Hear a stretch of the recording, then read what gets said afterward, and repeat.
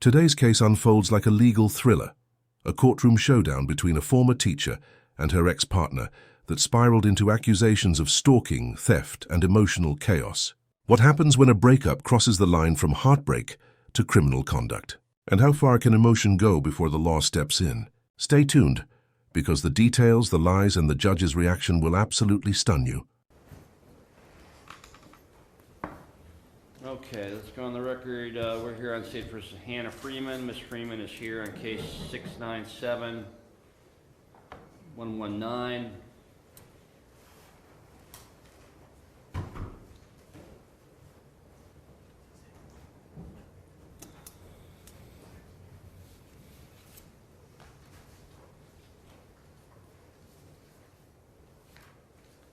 She's here with her lawyer, Michael Kinlan.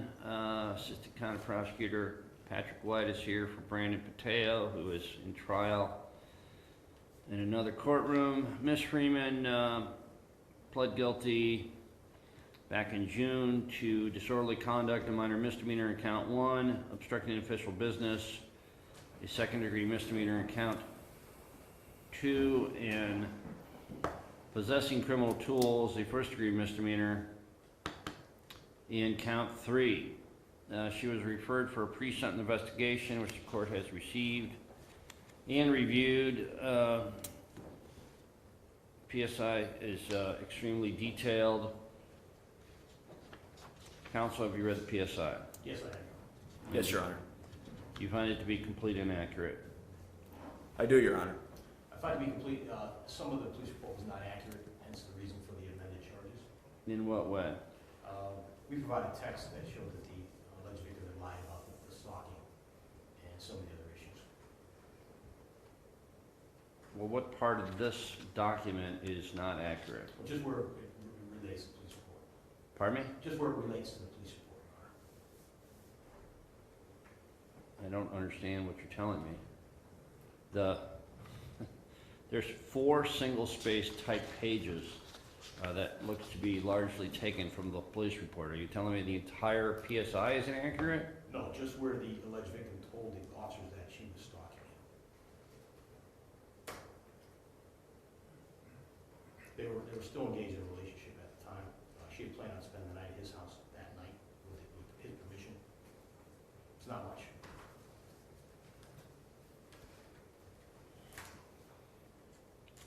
How about the flock camera part on the bottom of page 2, where flock camera plate readers showed your client's vehicle to be on Westlake City School properties 33 times on 19 different days over the past 30 days, up to and including November 7th at 4:07 p.m.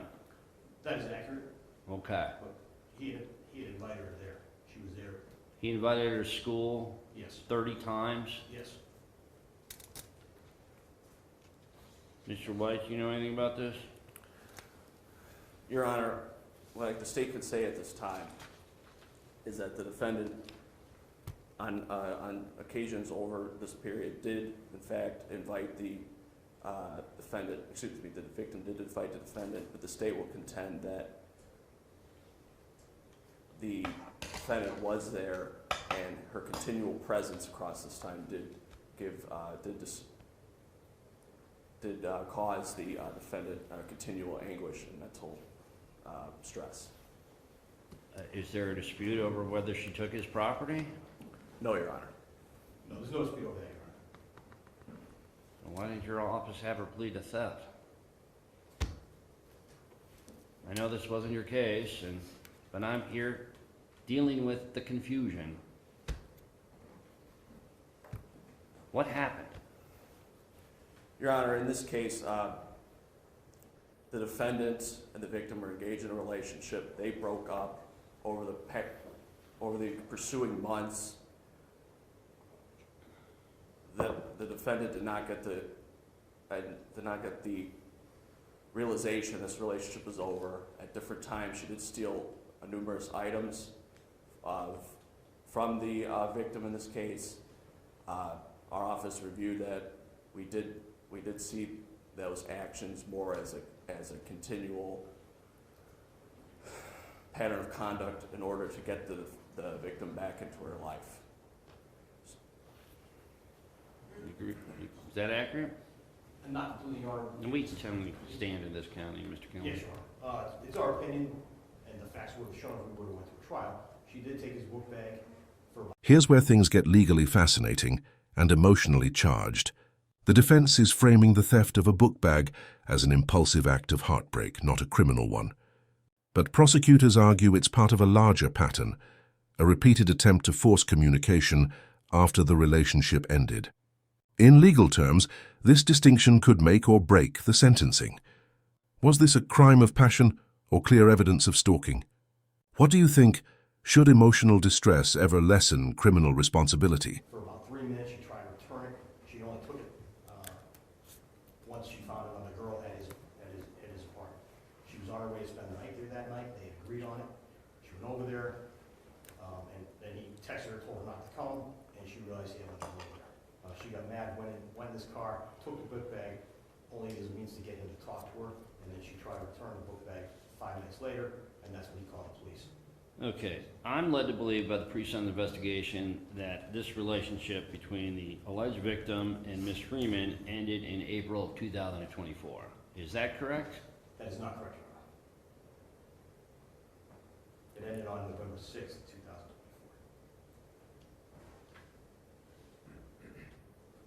And that's why if you review the discovery that it provided, the text detailed everything. And that's why we had negotiated plea with the charges that we have and that she pled guilty to. Okay, the pre-sentence investigation indicates that your client took 2 backpacks, a red and a black backpack containing a Chromebook laptop computer, an HP laptop computer, the victim's wallet, and a set of car keys to his car, apartment, and work school. Is that correct? That is correct, Your Honor.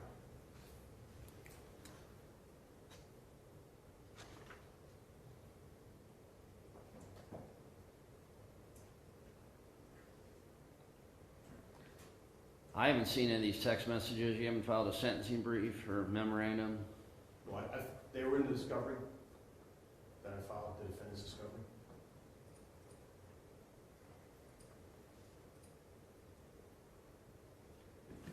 Okay, Mr. White, what would the state like to present? Is there anything else? Thank you, Your Honor. I will say for the record, the state is in compliance with Marcy's law in this matter. Your Honor, obviously this was a difficult situation. This was a toxic relationship. Over the period from April to November, this defendant engaged in conduct that was disturbing and concerning. And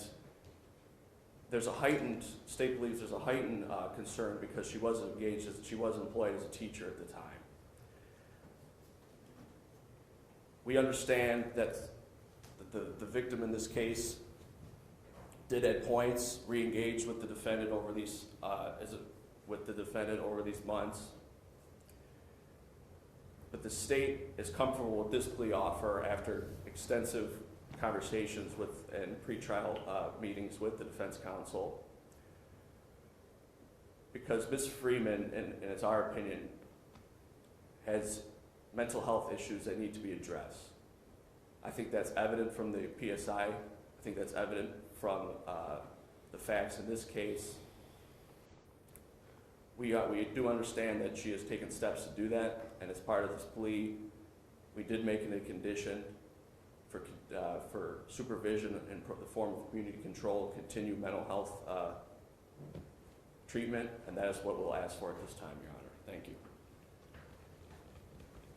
Okay, Mr. Kinlan, what would you like the court to be aware of? My client's 27 years old. She has a master's degree. She was previously employed as a 4th grade teacher.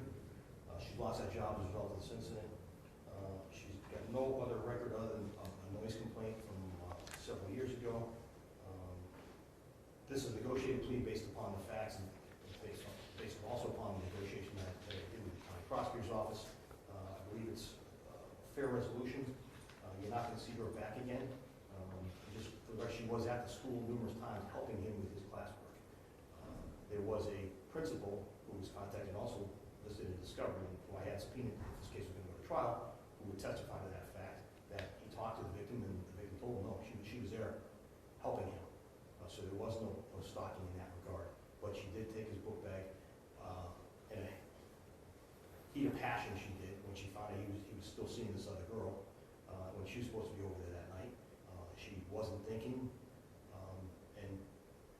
did so in an emotional state. She is in mental health counseling. She regrets this incident, and I don't think you'll see her back here now. Thank you. Okay, Ms. Freeman, you have the opportunity to speak before we announce your sentence. What would you like me to know? I regret the incident. I definitely acted out of emotion, and I regret that decision that I made that night, and I will take steps necessary to move on from this incident, and you will not see me back here again. Okay, thank you. Okay. Court has considered this matter.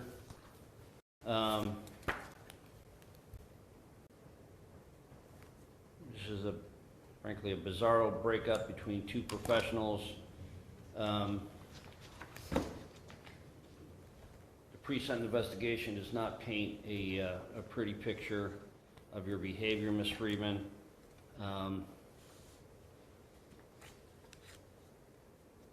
You should have known that was over. It's my understanding that the victim had someone else in his life. I'm going to place you on 18 months of community control. You'll be ordered to have no contact with Mr. McKenzie, the victim. In this case, as a condition of community control, you are to wear a GPS device for the first 90 days. You'll be on house arrest with work release. You'll be ordered to undergo mental health counseling, particularly to establish healthy boundaries, and you will serve the first 7 days of this term of probation in our county jail. In the end, the judge handed down a carefully balanced sentence: 18 months of community control, mandatory mental health counseling, GPS monitoring, and 7 days in jail. The message was clear. Emotional turmoil doesn't excuse criminal conduct, especially when boundaries are crossed. This case highlights how personal relationships can unravel in courtrooms, where facts, not feelings, decide the outcome. You are ordered remanded. We had an agreed sentence. You didn't agree with me, Mr. Kinlan, and I am charged with sentencing. At this point, Your Honor, I'm going to make a motion to withdraw her plea, and we'd rather go to trial. Because you don't like the sentence? No, because we don't like the way the court has interpreted the facts. Mr. The Kinlan, facts are not correct. did you talk to me about sentence before you pled your client? You were not available, Your Honor. I'm available all the time, Mr. Kinlan. You chose to plead your sentence, your client. We only met with you one time, Your Honor. At this point, we'd ask to withdraw her plea. I'm offended that you would make the insinuation here that I don't work enough. I'm not making that insinuation. How long, when was this case indicted? December. Yeah, half a year ago. Your Honor, I'm making... Did you make any effort to talk to me in the last 6 months about how I would sentence your client? Yes, No. we did. You did? When? When I asked you to take her off GPS back in April. Okay, and I did. Yes. But that wasn't about sentencing, was it? I just asked you, did you make any effort to talk to me about what sentence I would impose after you negotiated a plea deal with the state of Ohio? No, we did have an agreed sentence with the state. We'd ask the court to go along with the agreed sentence as a condition of plea. Didn't ask me, sorry. A plea is not knowingly voluntary. Your bad practice is not my I problem. don't think it's my You bad order practice, remanded. Your Honor. We're done.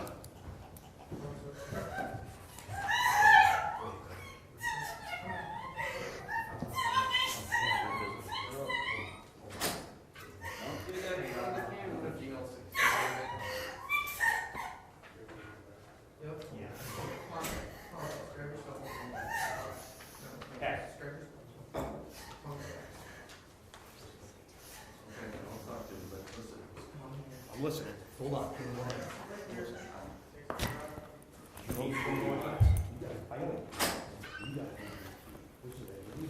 That's fine. I understand.